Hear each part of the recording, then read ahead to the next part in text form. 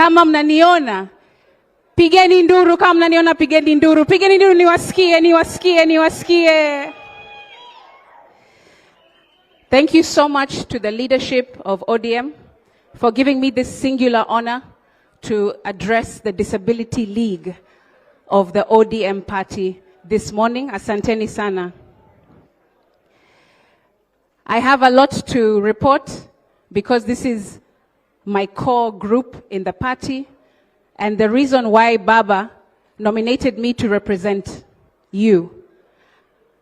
People with disabilities, youth, and also women in the Senate. There's something that Baba and I used to enjoy talking to each other about, a particular verse called Biblia. And it goes like this. There is a time for everything, and a season for everything under the heavens. A time to be born and a time to die.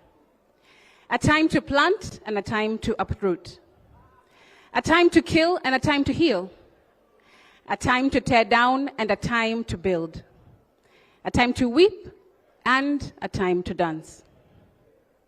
What was planned to be a time to dance, a time to celebrate the 20-year anniversary of ODM this October, a party resolute in its vision, in its resilience, and its duty to its people, has in the blink of an eye and without warning, turned into an overwhelmingly inconsolable time of mourning. To our party leader's wife, Mama Ida, her children, Rosemary, Junior, and Winnie, his brother and our dear party leader, Senator Odinga, the party ODM, and the country at large, I pass profound and most heartfelt condolences on behalf of my family and on my own behalf. When the news of Baba's passing broke, it set me aback. I was sick to the back of my teeth, to be honest, imagining what Kenya will be like without him, without his courage, his sacrifices, and his relentless belief in the power of the people. To this day, frankly, I still can't find the heart to refer to him as the late. From rushing to his current home on that Wednesday morning to condoling with his family in Bondo, I don't think any of us have really accepted what has happened as we process and continue to prepare for the party to move forward. It's impossible to picture our democracy, our freedoms, and even our constitution without the imprint of the Right Honorable Raila Amolo Odinga, a man of clarity and complexity in equal measure, but always a man of courageous conviction. As Kenya mourns a giant, I mourn my party leader, my political engineer, my friend, and a man whose vision helped to shape the fabric of this nation. And Baba was more than a statesman, as you all know. He was a movement, a man who dared to imagine a just, united, and inclusive Kenya, long before equality became part of our national lexicon. His courage, his resilience, and his lifelong commitment to reform and reconciliation have left a huge mark on the conscience of our country. Baba had always been kind to me. He had always been warm to me. Even when we differed in opinion or direction, he cared enough to listen and appreciate me for articulating my stand. Because in all honesty, Baba had a silent predilection for those with conviction. Never did he move to punish, to marginalize, or to dismiss me when I shared my genuine thoughts with him and they differed. And for that alone, I deeply honor and respect him. Now that Baba has gone, we must not take advantage of the fact that he is not here. This is not the time nor an opportunity to inflate the truth about what he said or virtue signal like I see many people in the country are doing. It's time as young people, as people with disabilities, to do something different. I will instead remember Baba for the times that we did share, which didn't make the news. Like how he would almost always want me to sit to the left of him in all meetings. Or how he would sometimes forget I'm visually impaired. Alafu, he'll wave and say, Senator. And he expect me to see and wave back. Aki Baba, misioni. I would tell him. Or how we had a shared love for music. Reggae, rumba.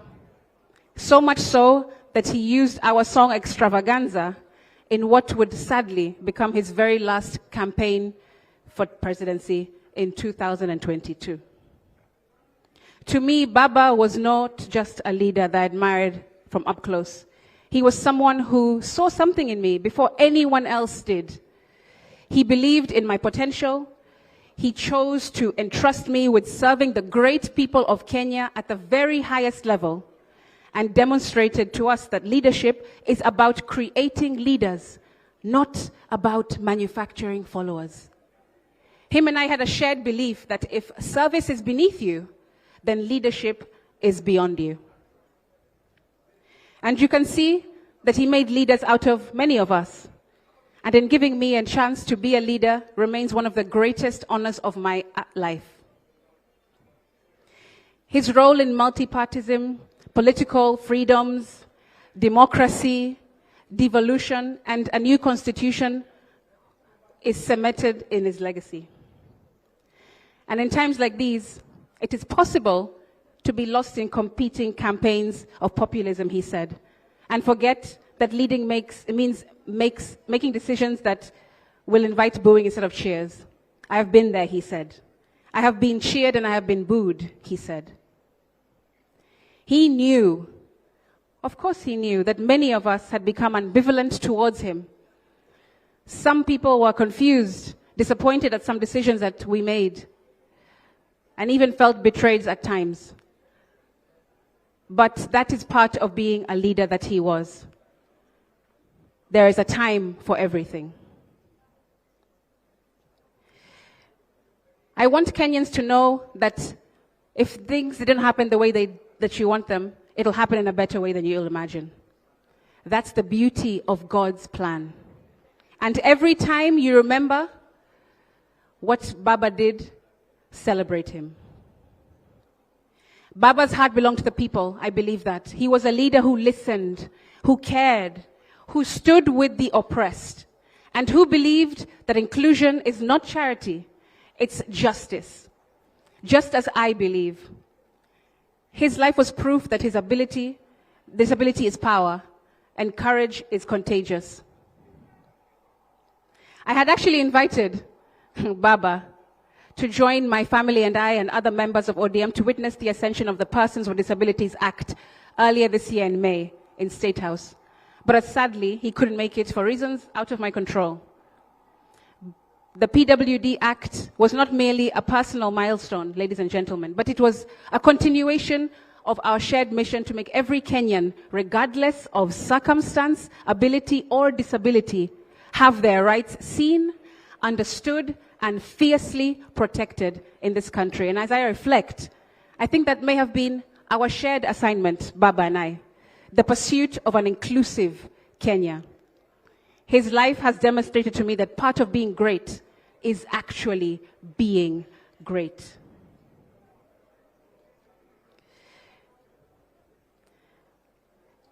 And now, it is incredibly humbling to know that this struggle for persons with disabilities to be seen in our country started in 1959 with a man named John Kimuyu. You know him. A blind man who started this movement, giving me in 2025 a young, determined blind woman the opportunity to contribute solutions, which has turned into the Persons with Disabilities Act of 2025. Which was my honor to have sponsored. I've experienced firsthand the systemic gaps in our country. Public buildings I couldn't access, and social attitudes that treated disability as an afterthought or a shame. You know this.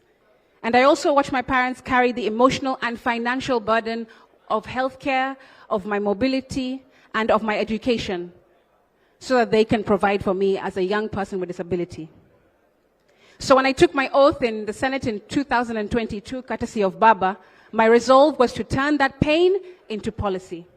I wanted to draft something that didn't just have something that acknowledged our existence, but something that actively protected our rights, our independence, and our dignity as people with disabilities in Kenya. Now, this is a 64-page document with a lot to chew on. Najua umesoma. But let me just highlight some of them that we now will enjoy as people with disabilities, starting with the Disability League of ODM. Number 1, recognition of neurodiversity. For the first time, people with autism, people with CP, Down syndrome, and other forms of neurodiverse disabilities are explicitly recognized and protected under Kenyan law because of this act.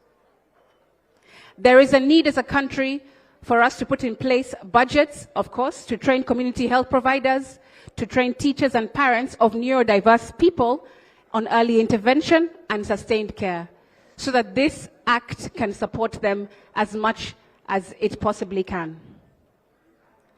Next, the 5% employment quota, which is in Section 4 of the Act. Both public and private institutions with 20 or more employees are now required to ensure that at least 5% of their workforce are people with disabilities. This means that if you have 20 employees, at least one must be a PWD. That's what the Act says. Many tend to believe that hiring people with disability is a burdensome thing, but it lowers productivity, which is a good debate to have. So global studies show that companies committed to disability inclusion see up to 30% higher revenue, double the net income, and even 72% more creativity compared to their peers who are not inclusive. That's a fact. 90% of HR managers actually report that employees with disabilities either meet or exceed workplace expectations and enjoy increased customer loyalty because customers now want to put their money where it most makes a difference. Imagine what our economy and society could gain if every Kenyan talent was included in the workforce. And I hope that this part of the Act will shift mindsets in the country. The proven benefits of employing us in the workplace. Now, next, let's go to housing in Section 77, which says this, and listen carefully, PWDs. Nataka msikie hii. Section 77. Every government agency putting up residential and commercial buildings shall reserve at least 5% of the said residential and commercial building for acquisition by persons with disability. And the terms and conditions of such acquisition to persons with disabilities shall include interest-free and longer periods of repayment. That's Section 77. So affordable housing units, wherever you see them, wherever they are built, 5% of them belong to us as people with disabilities. Wherever you see a soko being built, an open marketplace, a commercial public area, 5% of those stalls belong to people with disabilities now. So mkitembea hapa Kenya, make sure that you arm yourself with Section 77 of the PWD Act so you can ask those questions. Where is our allocation in these buildings? Next highlight, tax exemptions for persons with disabilities, which is found under Section 56. That's always been there. Now, the next part, which is new, is let me look for the,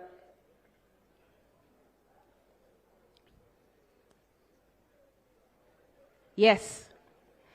I argued this in Parliament, and our SG will bear me witness to this. There was an issue that we all face as PWDs, which is matters of reassessment, isn't it, for tax exemption? Yes? Sindio? You have to get reassessed every 5 years so that you can prove you are still a PWD. I argued this in Parliament. Members will remember, where I told Mr. Speaker, have you ever heard of men having to be reassessed to ensure that they are still men so they can keep their rights? Mr. Speaker, have you ever heard women needing to be reassessed to make sure they are still women so that they can keep their rights? So then why is it that only PWDs have to undergo reassessment to ensure they are still disabled for us to keep our rights? And with that argument alone, I won over the House, and they agreed that that part needs to be repealed. And now, ladies and gentlemen, in the Disability League of ODM, we will no longer have to endure reassessments. So long as you have been assessed with a permanent disability, iyo mambo is of the past.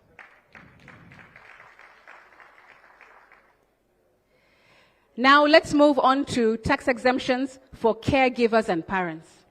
That is new in this act.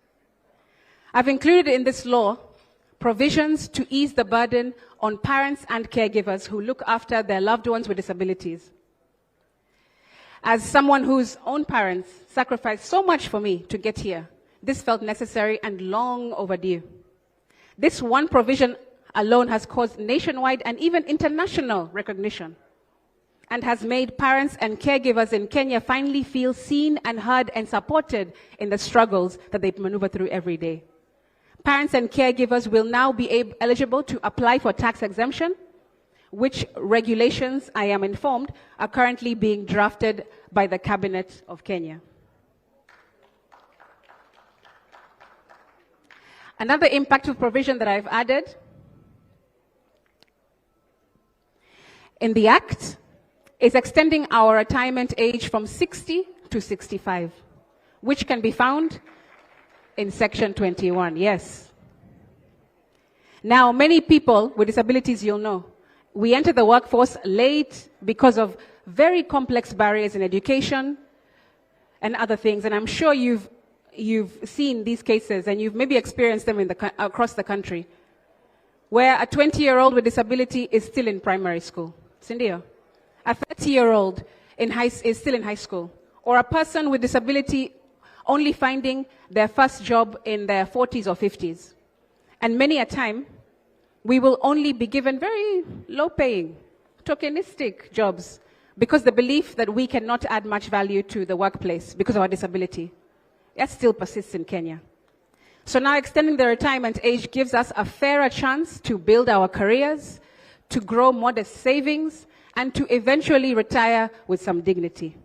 That is now law in Kenya.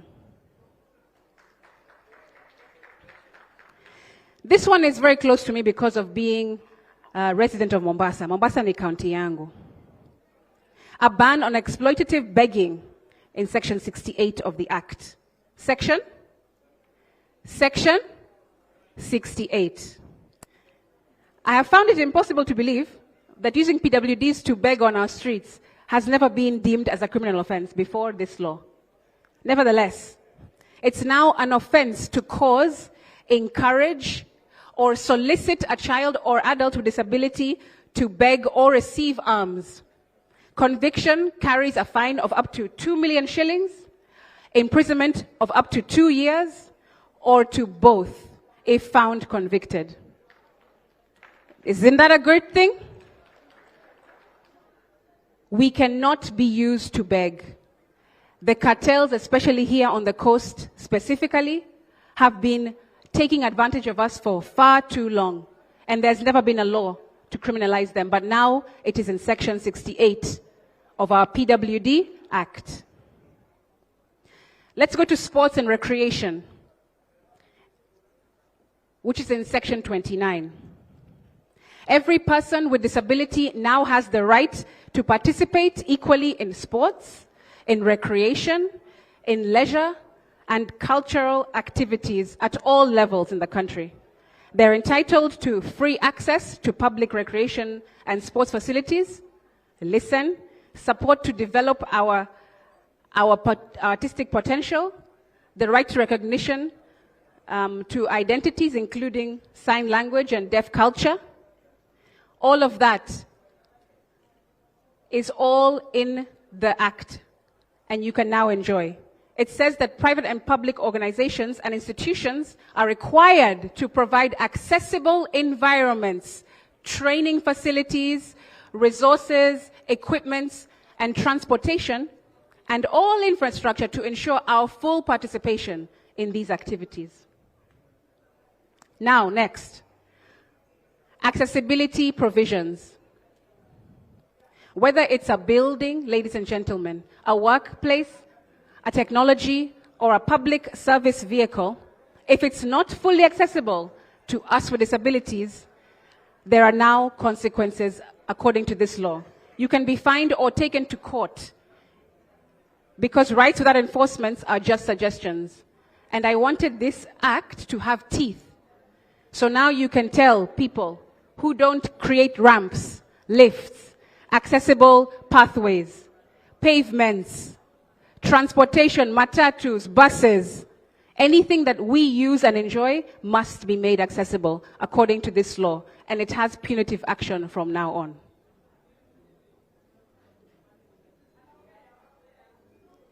Now,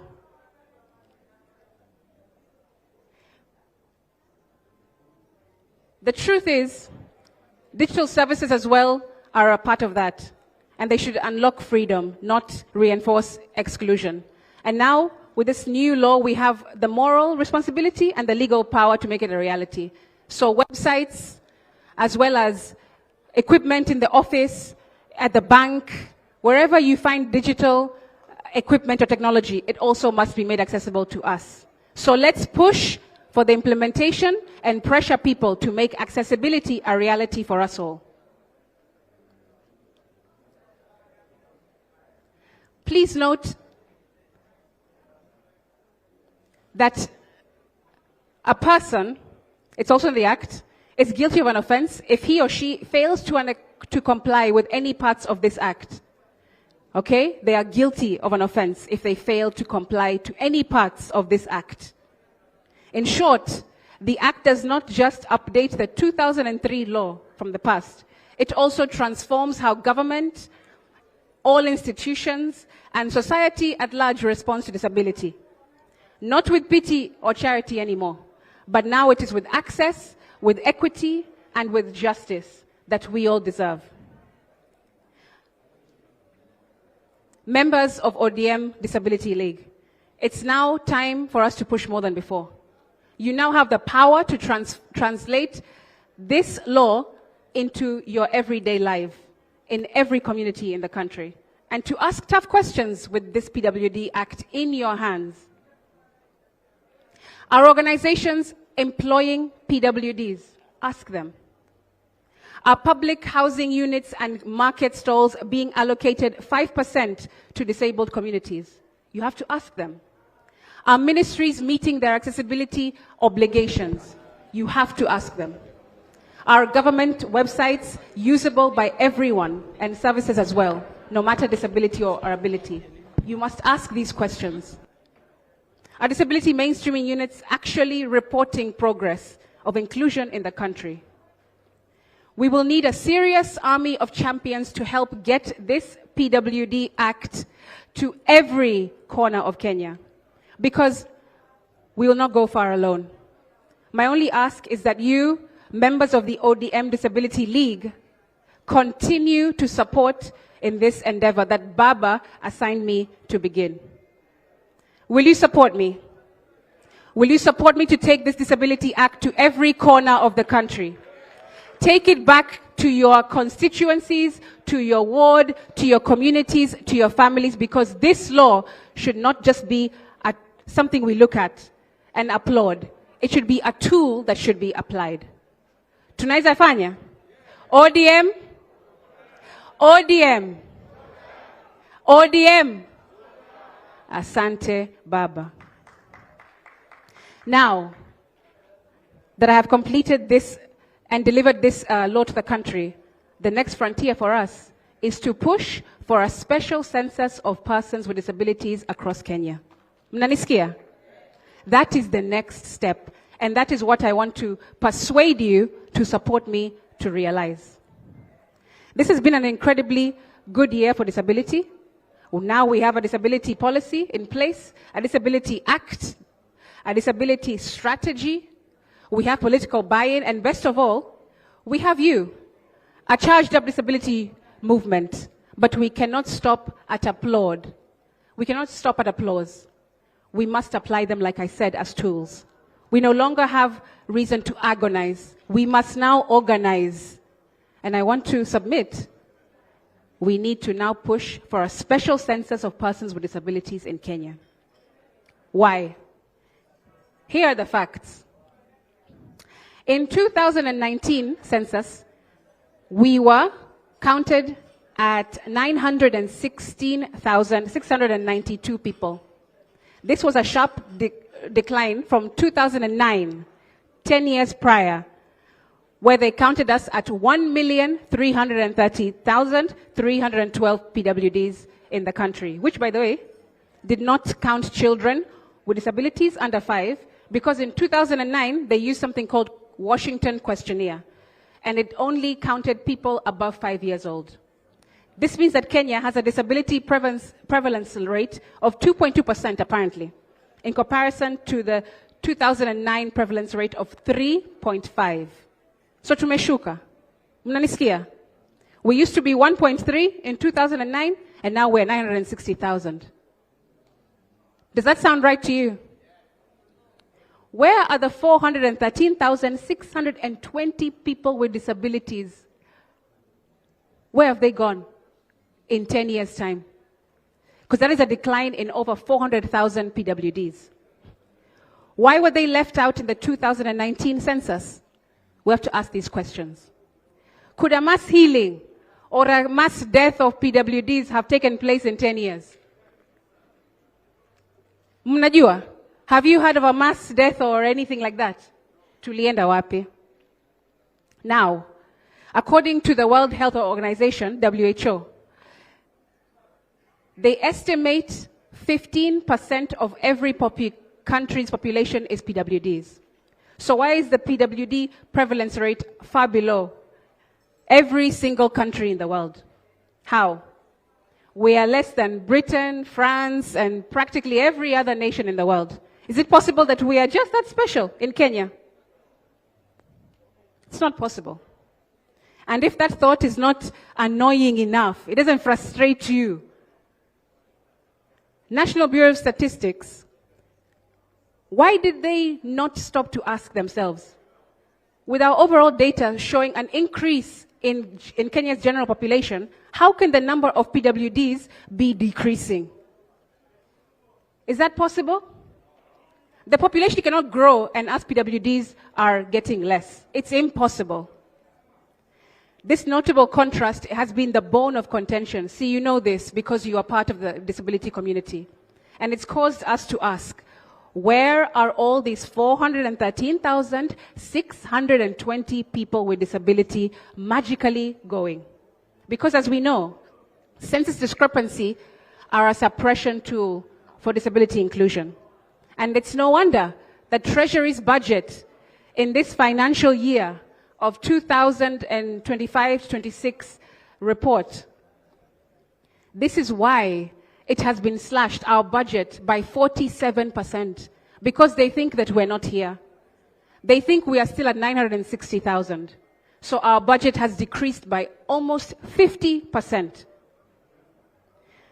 Members of ODM Disability League, there's no doubt in my mind that we absolutely must push to undertake this important data collection exercise, a special census. It would ultimately be the cornerstone to ensure efficient programming, planning, and strategy of disability-related rights in the PWD Act. That's the only way. Because people with disabilities, if we are not counted, then we do not count in this country. If we are not counted, we do not count. We have to push for it. We have to demand for it. We deserve it because we are more valuable than we know. Let me tell you, if WHO has estimated us at 15% of the population, it means that out of 55 or so million people in Kenya, approximately 8 million identify with some kind of disability. This is not a suggestion. This, my friends, is a strategy I'm giving you. Whoever will reach even half of 8 million people with disabilities will absolutely win the next election. Because we are a strong voter bloc, if we choose to be that. I strongly and sincerely believe that we, people with disabilities, ahead of 2027, are also the strongest voter bloc in the country because we best exemplify the diversity that Kenya embodies. And we also demonstrate the unity that Raila Odinga, along with all Kenyans, aspire to achieve in this country. The disability voter bloc is not about gender or geography. We're not about county or class. People with disabilities are more powerful than that because our bloc represents men, women, youth, orphans, the elderly, tribal balance, cultural diversity, and every other demographic and data set that politicians will desperately be looking for in the next 2 years. This is why I'm saying we must no longer agonize. We must organize. And it'll only take 1 billion shillings, I have done the research, to roll this special census out. And us as a party, we must push government to put their money where their mouth is. Will you help to push for a special disability census? Make government put money where their mouth is. It'll only take 1 billion shillings. Yo ni kidogo. So that we can be counted, not at county level, not at sub-county level, but down to every single ward. We must find these 8 million people with disabilities in the country so that we can also have a say in the direction of Kenya. Ladies and gentlemen of ODM Disability League, the work that I've been doing and the vision that I have for Kenya, I pray lays a foundation for an inclusive education and healthcare system, accessible cities, equitable employment, just court systems, and true independent living for people with disabilities. These are values and principles that are genuinely people-centered, which are also values and principles that I share deeply with my party leader, Raila Odinga. Do you share those values and principles? Do you too share them? Then let's do this together and finish the work that Baba so gallantly started. A Kenya that is inclusive of every single person in it. As I come to a close, I may not be able to fully express how thankful I am to all of you, to the Disability League, our chair, Nixon Kakiri, the entire leadership of ODM. You've been deeply affirming in supporting this work, especially those who are not even in this room, across the country, who have waited for 22 years for a law that truly represents them. It's been 22 years since we had a Disability Act. Of course, while the applause for this act has been very encouraging, what matters most now, like I said, is action. This is called an act for a reason. And implementation will be everything. We need to support each other. ODM, are you ready? Muko tayari? Because this act will not act without you acting. Mumesikia? Unajua mimi ni msanii, napenda maneno. This act will not act without you acting. We have done our part as members of ODM Disability League. We have delivered the PWD law to the country, and now we have to continue the race. We must continue the race that Baba left us to finish. Sindio? I want us to do better. I want us to be better. I want us to get better. I want us to have better in this country. That's the reason why I am here. And I will continue to be at your service and do anything in my power with that small time that I have left. Mkiniambia 2027 is the end of my assignment, pia nitarudi nyumbani. Na nitakaa, nina ng'ombe, ka ng'ombe moja. I can also just do that work. But if you want us to continue beyond 2027, then let's support each other. ODM? ODM. We are the ones who are going to save this country if we so choose to do so. We are powerful. Umesikia? I believe we are more powerful than we know. 8 million people with disabilities is not a joke. Nasi tafadhali. Sindio? Nasi? Thank you so much. I want to end it there. I appreciate all of your attention. And now, tufanye hiyo kazi. Asanteni sana.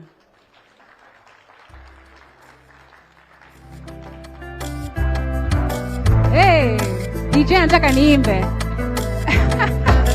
Nasikia DJ anataka niimbe. Hey, what are we waiting for when all we have is time? Why should the day be gray? So much color left to find. Why go through this alone when you and I make